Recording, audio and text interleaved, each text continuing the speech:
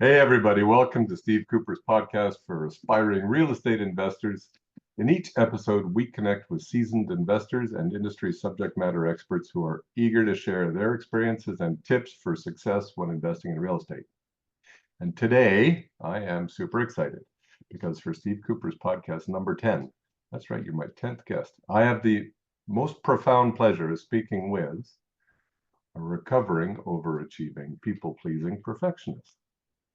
Okay, well, actually, I'm lying a little bit. I don't think she's recovering yet. Lisa Marie is absolutely one of my favorite people. She's been an active real estate investor for over 12 years. Along with her husband, they started as accidental landlords with their first rental property. We'll get into that in a bit.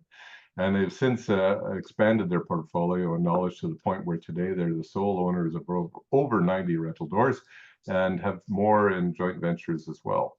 With experience investing in 3 different provinces, she has been involved in everything from house hacking to short-term rentals to rent-to-own, self-storage, and now focuses on multifamily residential properties. This power couple are continuing to grow and to expand. So she is an international success coach, a keynote speaker, the host of Golden Girl podcast, and I don't mean conventional spelling, it's Golden Girls podcast, and creator of the 100-day goal setting planner, or goal getter planner, pardon me, and journal. Together, they host both in-person and virtual networking events, bringing together real estate investors, experts, and professionals to share knowledge and inspiration to help others create success on their terms too. Now, she lives in my favorite place on the planet, Vancouver, BC, with her husband Troy and their 6-year-old daughter, Sonoma, spending their days chasing both daughters and big dreams. I love that.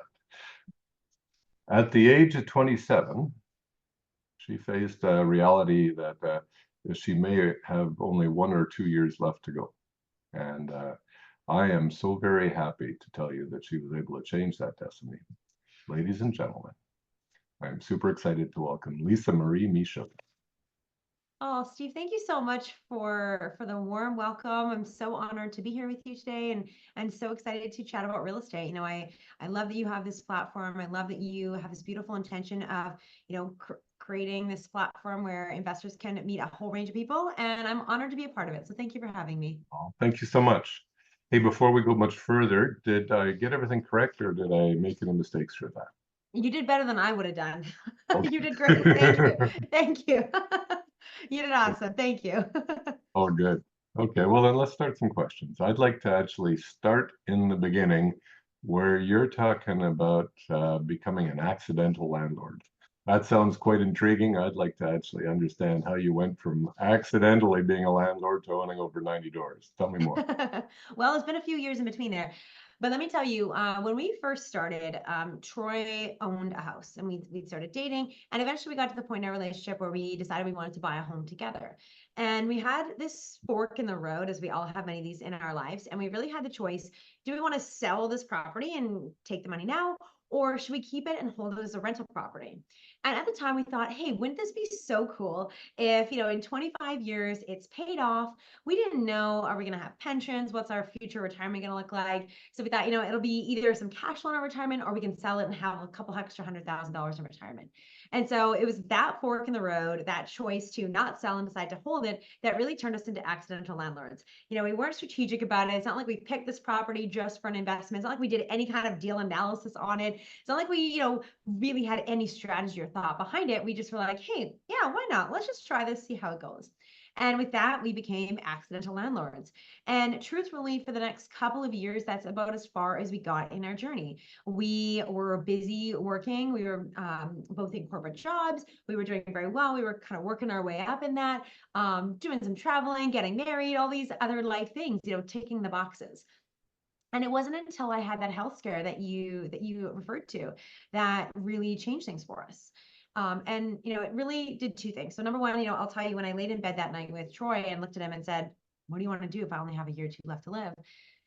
He asked me, Lisa, what do you want? And the first thing that came to my mind was move to Vancouver, because like you, Steve, Vancouver has a huge piece of my heart. And I mean, I've wanted to live here since I was a little girl. Like I would come to the city when I was, coming here for dance conventions and concerts, and my parents would fall asleep in the hotel room. And I'd sneak up to the window and look at the city lights, just dream about living here. At the time I was 12, it was a little unrealistic. But then, life evolved and I kept just feeling out of reach. First my university wasn't here, and then my boyfriend wasn't here, and then my next boyfriend wasn't here. And then all of a sudden we were in Northern Alberta and we had not just one house, but another house. And we had mortgages, we had solid careers, we had pensions, we had these things. And my husband's a small town boy, and we have a quad, like literally like an ATV. I'm like, what? We could never live there. And Vancouver became so expensive that I just pushed that dream aside. And that night laying in bed, when I had this question of like, am I gonna listen to the reasons why I can't and let this dream go, or am I actually gonna find a way to make it happen? That was another fork in the road there of like, you know what? I'm gonna listen to this dream in my heart. I'm gonna find, instead of asking myself why I can't do it, I'm gonna start asking how is it possible. And that was another one of those pivotal moments in my life and in our life that really opened up to like, okay, if we stop saying why we can't do things and start instead asking how, the world opens up for us. So obviously, it took a bit of time. We had to sell some stuff, sell some properties, quit our jobs, find a place in Vancouver, all these things. But I'm really grateful to be sitting here today in Vancouver talking to you about this. That scare did a second thing for us too. And it really started to make us realize we've been working very hard. We were making decent salaries, doing very well, but we were so busy that we didn't actually do anything with our money. We were kind of just like, okay, like we have money. If we had extras, we would, put in our RSPs and just kind of shove it there, or we'd pay down our mortgage, but we weren't actually being very intentional or strategic about it. And we realized that, both for health purposes and for life purposes, we wanted to make our money work harder than we were. And so we really embarked on this journey of figuring out how can we be smarter about our money? How can we make our money work for us? And eventually, obviously, that translated to getting more serious about real estate investing. Perfect. I hear a lot of Rich Dad Poor Dad in the back of that. I think that's a that reminds me of that book by Robert Kiyosaki. I think there's a lot of lessons that we've all learned out of that. Well, I read that book back in like 2007, and it took me a long time to actually be able to implement it. And I'm still learning some more every single day. So it's a classic book and lessons, I think, for a lifetime. Lessons for a lifetime. Speaking of lessons, let's talk about strategies. You seem to have tried them all. House hacking, short-term rentals, rent-own, self-storage. Now you're focused on multifamily. And you know what? I mean, I think back to when I first met you, we were at a Savvy Investor Social. I don't know if you remember. And it I was do in Yaletown. Yeah. it was the end of the evening, and they were getting ready to kick everybody out. And somebody said, I think Jasmine said to me, "You've got to meet Lisa Marie. She's into multifamily." And I said, okay, well, let's throttle up and say hello. And in the time before Michael kicked us out the door, I was able to learn from you that you were investing in multifamily properties in St. John, New Brunswick that you hadn't even seen personally. And I was like, awesome. And I want to know how to do that. Tell me more. Tell me about your strategies. Tell me about where you're focused now, and how all of those experiences played a role in getting you to where you are now. Do you still employ them all? Yeah, so great question. So I mean, I feel like for the first couple years, even after that scare, like we just didn't really know what we didn't know. We were just kind of trying different things. One of our big hurdles, and I will tell you this, Troy loves / hates when I tell the story, but I still remember also having a conversation one night about where we would do our next investment. And I was kind of like, oh, maybe we should think about, other places. And my husband was like, I could never invest somewhere where I don't live, where I couldn't Right. drive across town and plunge the toilet and, be the handy person that he is and do that. And, fast forward now, like you just said, like we bought properties that we never even seen. We didn't see them before we bought them. Sometimes in the case of the last few years with all the restrictions, we weren't even able to get out there. So how did we make that giant leap? Well, one of the things that we did is we started to understand like what are our specific concerns about investing not where we live. And one of those big things was maintenance. And what does that look like? And that's actually what got us down the path of trying out rent to own, because with rent to own, the maintenance expenses and it is all based on the tenant buyer who's living in the property. So that was a way that we got more comfortable with investing somewhere where we didn't live and getting a little bit comfortable releasing control of things and giving it a try. So we tried the rent to own. We did a little bit of that. We did a little bit of short-term rental. And then at one point we started thinking, wouldn't it be really cool to like have like a duplex or a triplex? And we started looking. And we now call her affectionately the little duplex that could, because we bought the first one. And it was such a game changer because in one transaction, we went from one door to three door. In one deal, we all of a sudden had tripled our portfolio, but we didn't have now three roofs. We only had two. We didn't have three property tax bills. We only had two. Like it just simplified things as well.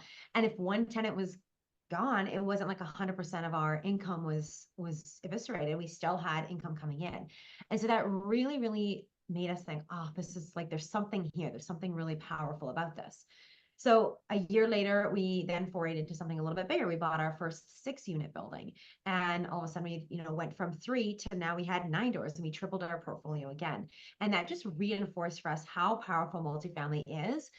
What we've learned is that whether you're buying a single family or a townhouse or a condo or a multifamily building, a lot of the process is the same.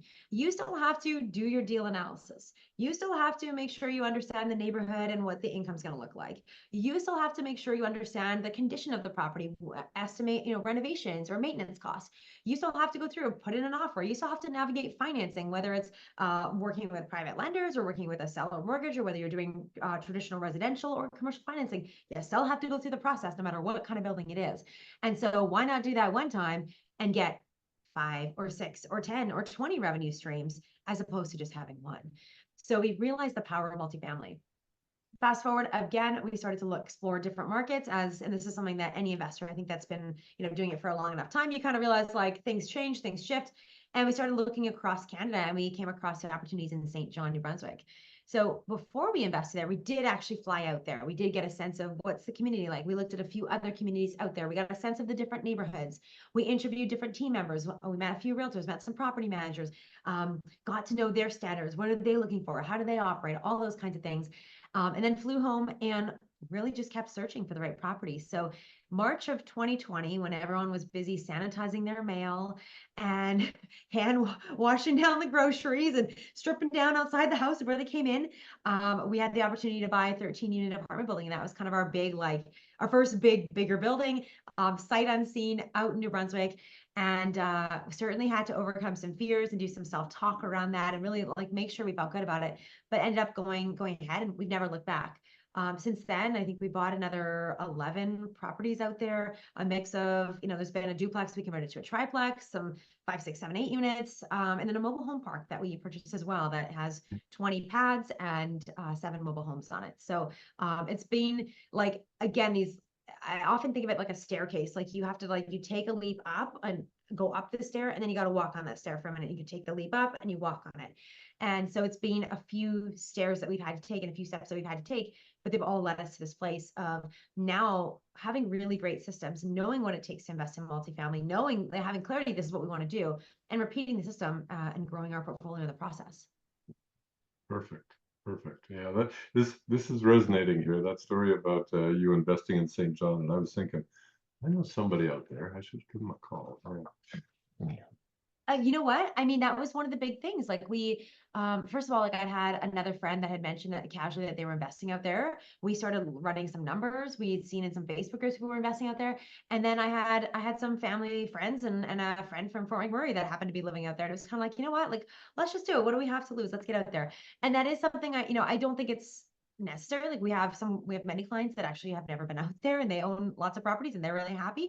But for us, I think that's one thing that really helped us be successful is being willing to get on the plane, being willing to get out there, especially in times of hot markets, and also in like when you want to build a relationship. Like there's just something so powerful about meeting in person, right?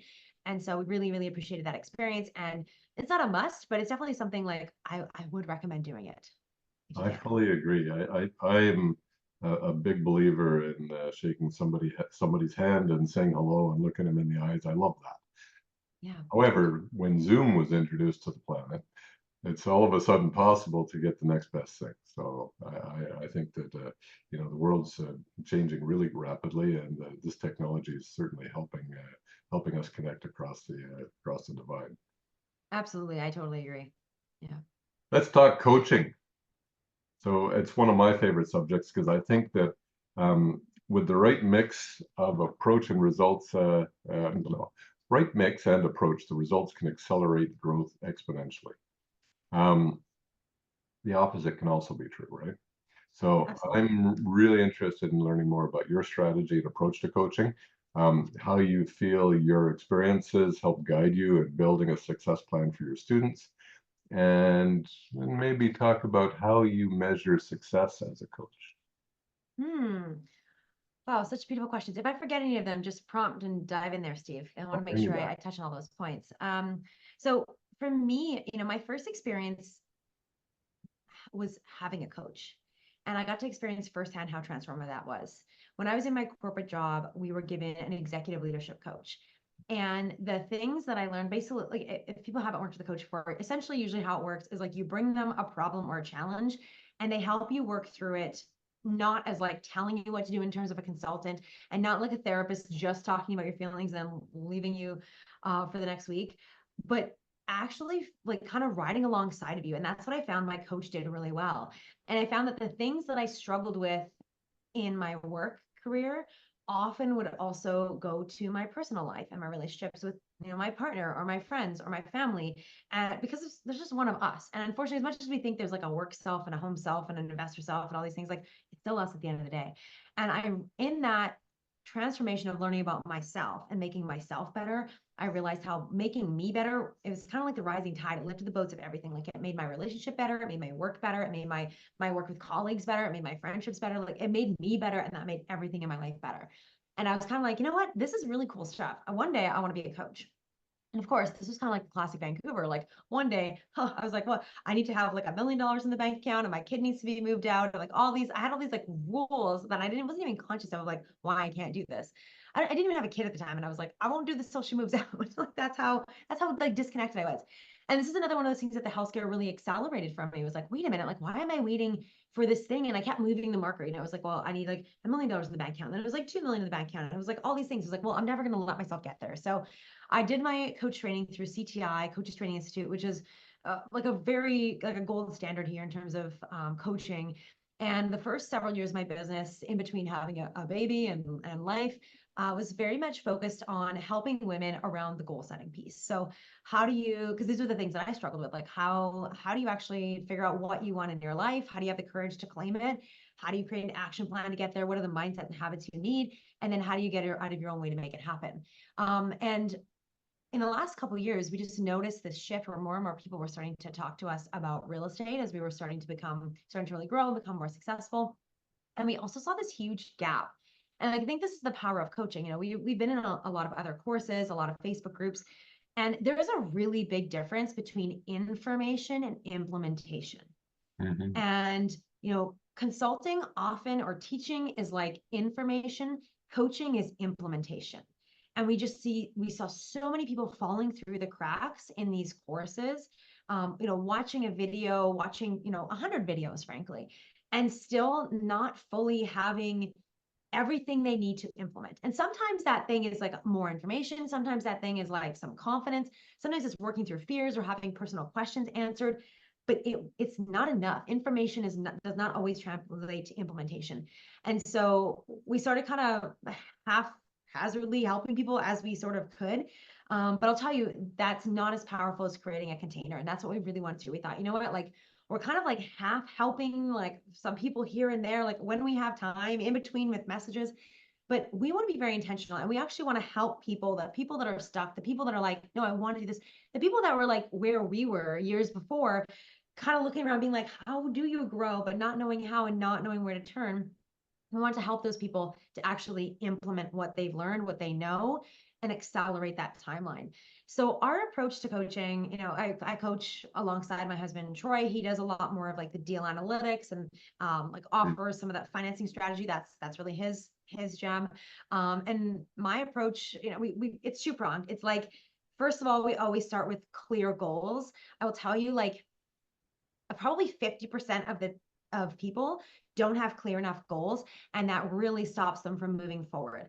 When people have clear goals and intentions about what they want through real estate, it actually becomes a filter for everything else. So all these decisions, like what market should I invest in? What strategy should I do short term? Should I do midterm? Should I do house hacking? Should I do a condo? Should I do self-storage? Should I do multifamily? All these big decisions. Should I do Canada, US, like all of these things.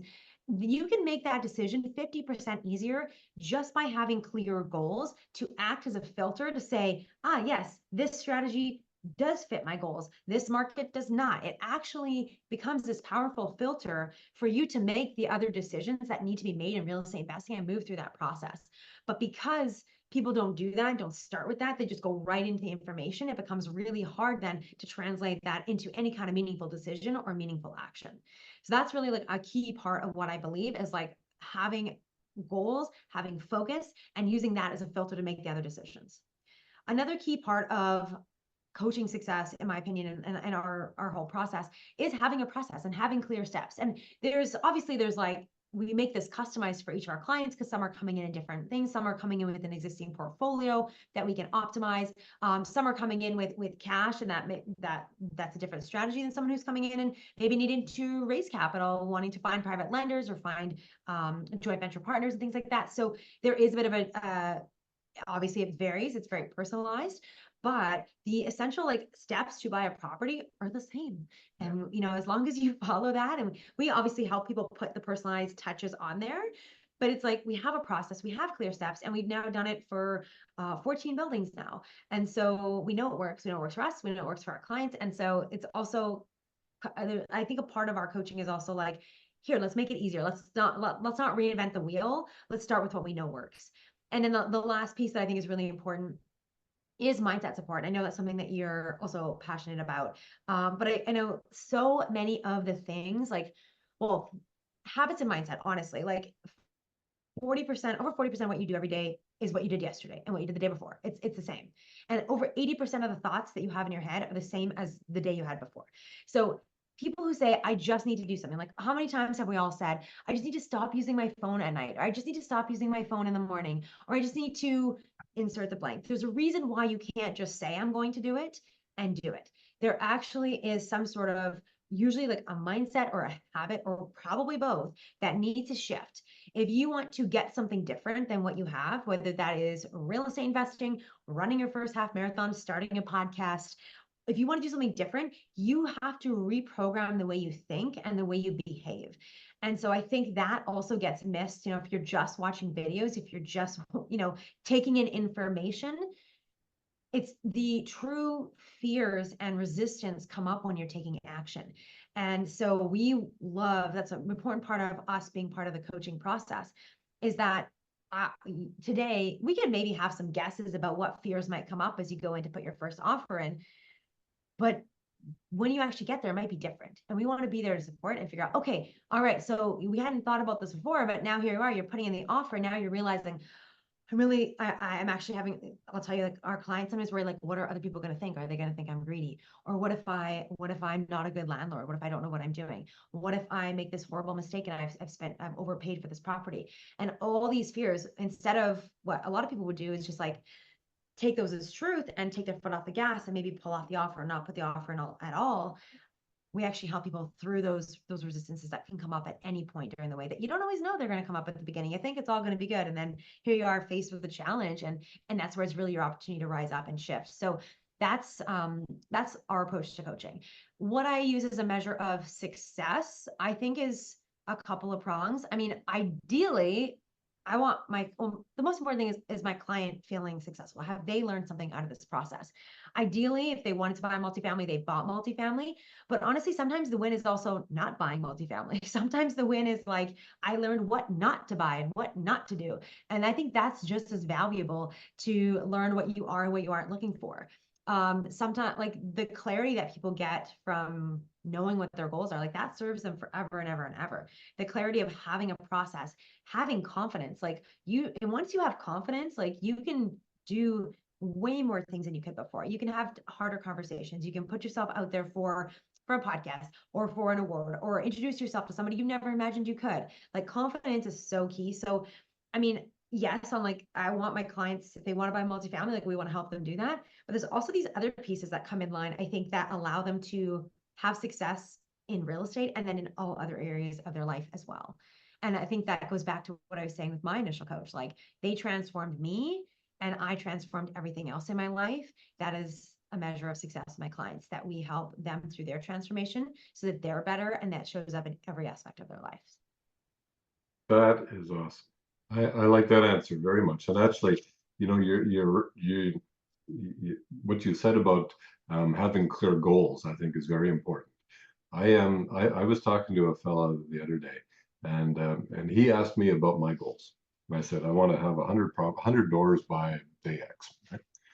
And so I turned it around. I said, "How about yourself?" He says, "Well, I want 807." 807. And so he had a mathematical equation that talked about, what's his passive income per door and where does he need to be and how far away is he, et cetera, and away you go. That clear vision is important, right? 807 for him. Yeah, and I mean, I think it goes even like one layer deeper than that, which is like, what does, and this is where I think it's really important in real estate circles to consider, what does, what do you actually want with that? Because like, honestly, owning real estate, real estate, unless you love tenants and toilets and like math, like, which probably most people aren't there for. It's actually like, what does that real estate allow you to do? Like, what does it allow you to quit the job that you hate or not be in a toxic work environment? Does it allow you to stay home longer with your children? Does it allow you to take part-time work as opposed to full-time work? Does it allow you to pursue a passion project or contribute to a philanthropic cause that is important to you? Does it allow you to retire earlier or create generational wealth or support aging parents or family members that have health issues? Like, I think it's like really understanding that as your why, and like really being clear on like, what is the goal here? Because there's a lot of shiny, beautiful, distractible things and different ways you could get there. And it's important to have like the why, what you're doing, why you really want this to guide you. Otherwise, I think it's very easy to get distracted or make the wrong decisions along the way. No, I agree. I agree. I really do. So I was going to ask you about mindset, and you've actually touched on it, but I want to actually go a little bit further there. So, um, mindset is one of the key roles in the success of a real estate investor. So, let's talk about your trauma. What happened to you at the age of 27 that threatened your life? How did you overcome it? How did that change your mindset and approach to REI? And if you don't want to talk about it, it's okay. I'm sorry if I'm a trigger.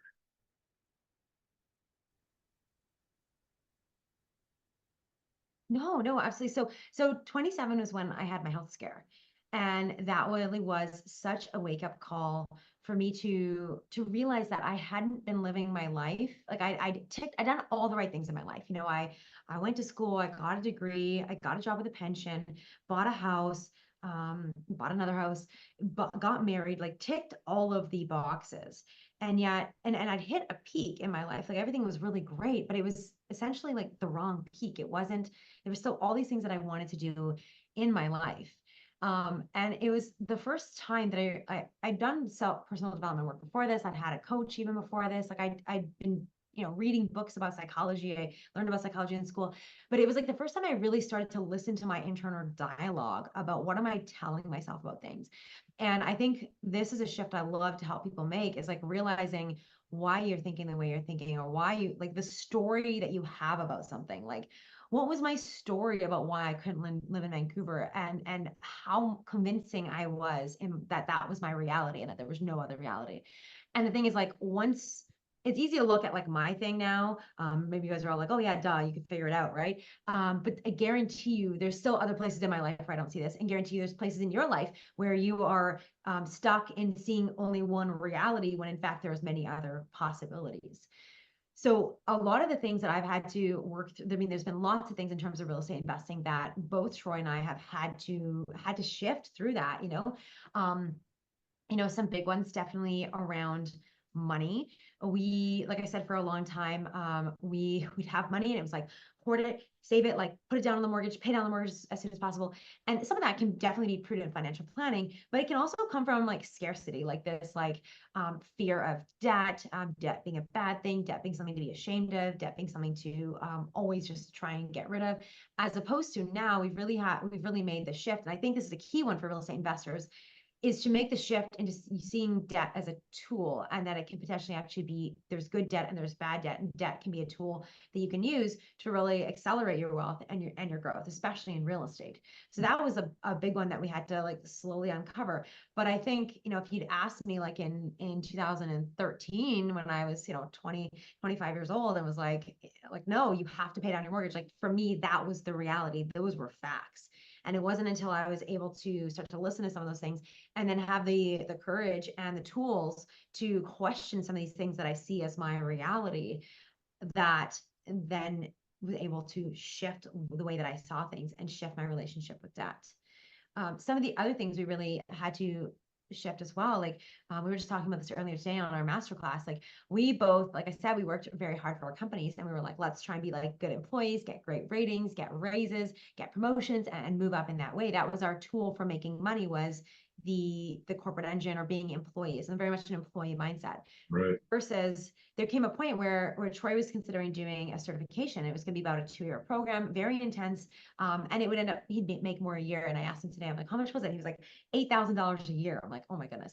So we were going to spend 2 years of him studying really hard, me obviously doing everything else kind of around the house and like keeping things up, like us, like a lot of sacrifices for an extra $8,000 a year. Call it over a 40-year career, let's say. Let's make it $10,000 for easy numbers, $400,000, and maybe let's call it $800,000 to be really generous, and double that. And we realized, like, what if we spent that time to learn about how to make money for us? What about if we spent that time, probably a fraction of that time, learning about like what the heck is an ETF? How does rent to own work? And this was that whole period of us learning, like, how do we analyze deals? How do we pick markets? Like figuring that out.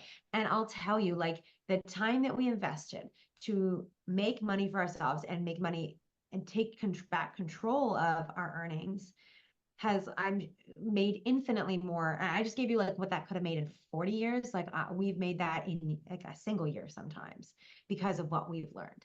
And so that is like a fundamental shift as well in terms of mindset. It's like going from working, trying to be better for someone, and knowing that like you're going to make money because someone else says you're deserving of it, and shifting that into like, I work for me, we work for me. Like how do we create the most value for ourselves and our money? And how do we make our money work for us? And like that investment, recognizing ourselves as investments and ourselves as the catalysts to make that happen. So it's a big shift from like very much an employee mindset that we'd kind of grown up with to more of an entrepreneurial mindset. Excellent. I'm gonna say I've got one more question, but we can still keep talking if something else comes up. But I'm interested in your Feel free to ask. Tell me about your why. What does success look like for Lisa Marie? I go back a lot to my health scare of like, what if I only had a year or two left to live? Like, what are the things that I want to be doing? What are the things that are important to me? How do I like make the most of this time? And it's definitely like not a perfect process every day, every week. And there is a balance in like doing things that I'm proud of today and doing things that my future self is really going to thank me for. Like there is that balance there. But that is something I really, really strive to do. I think for a long time, I wasn't conscious of that. I didn't really know what I wanted long term. No problem. But I didn't know what I wanted long term. And I think like a lot of parts of me is like, I want to be able to have freedom to be able to spend more time with my kids, and traveling is a big one, and time with Troy, and just like, and be generous and be able to say yes to fun things, and go live life and have an impact and feel like what I'm doing is contributing to the world. Those are things that are all really important to me. And that's, I would say, equally important to be able to do those things like today and this week as they are to be able to do that in 10 years and 20 years and 30 years. And I think the impact piece to me, like how to change people, like I really think two pieces. Like I do think our culture has this really like messed up relationship, I think, with money and wealth building. Like we all want it, we all need it, but it's also like demonized and villainized, and we have a lot of fear around it. We don't talk about it, and we have ego attached to it. And no one, like, it's really hard to know what to actually do. There's scammers, you don't know who to trust in this space. Like it's just like this really messy thing. When I think if we could shift money into like, money is what we make when we add value to other people. Like when we, and I think the best way to do that is like to be your best self, to like figure out what strengths do you have, what gifts do you have, and how do you share those to make somebody else's life better. That's really like how you make money. And so I do think helping rewire people's relationship with money, thoughts around money, and then also their reality with money, like how much money do they have? Like I love that part of it. And in all of that, I think it's also like the even bigger why is like it's human consciousness, like people becoming more aware of, you know, what we've been talking about, like the mindset, the stories we're telling ourselves, and how we reconnect to reality and to being our best selves, and not just in money or in real estate, but like in every interaction we have in for each person around the world. So just like this little idea that I have about I Little don't know idea. why. Did I But yeah, I think mention the overachiever? did we mention the overachieving? Did we mention the people pleasing? Yeah, no kidding. But yeah, I mean, I still work through those things, and that's why I can see it in other people too, and I can recognize where it comes out in good ways, and also in a lot of bad ways around the world too. Like a lot of our, like I was really being honest, when a lot of our investor clients, like they struggle with like the what, who am I if I have money? What does it say about me? And it's not always a positive thing. And so, um, I just would love to live in a world where like those are not things that concern my daughter or her friends or anybody, where it's like you can just be your best and shine brightly and be a good human and make money for that. And it's not exclusive, mutually exclusive. It's all because of each other and all interconnected, interrelated. Nice. That's beautiful. Very beautiful. Lisa Marie, thank you ever so much for the time you've shared with us. I really appreciate it. Your insight into the world and the view from where you are is magical. I really appreciate you sharing. Oh, thank you so much. Thank you so much for giving me this opportunity to share with your community and yeah, just be here. I really love the questions that you ask, and I love the presence you come up with, and how I one of the things I really see in you is that you are always willing to truly build a genuine relationship. You know, I've known you to be the person to go up and shake the hand, and to go up and give the feedback, and to really truly be kind and give back to others. And I think that's probably why, you know, you've already in less than a year been so successful in establishing your expertise and becoming known and being someone of genuine value. And I mean, we really need that more in the world, and we especially need that more in the real estate world. So thank you for being a person of value. Thank you for being someone who's so supportive and really genuinely wants to uplift other people. I see that in you, Steve, and appreciate it. I am blushing here. I don't know if you can tell. Thank you so Thank you very so much. Hey, Lisa Marie, if someone wants to get in touch with you, I think I got a few links I can post, but what's your preferred method? How should they say hi? Okay, so speaking of like, I should just stop being on my phone all the time. Honestly, Instagram is the best place. I'm there more than I should be. I'm the Lisa Michaud on Instagram. And also the other good place, I should say, that's a little bit more formal and probably more consistent in some ways, is our Facebook group. So we have a Facebook group, Intentional Real Estate Investing with Lisa and Troy, and we host networking events both in person and also virtually. A lot of them are totally free or pretty reasonably priced, just to help connect investors and bring experts to the table. So that's a really good place if you want to like not just have an Instagram chat and actually want to stay connected and be a part of our world, the content that we're putting out, the events that we're doing, the educational pieces, and of course the coaching that we do for our clients. Oh, perfect. Thank you so much.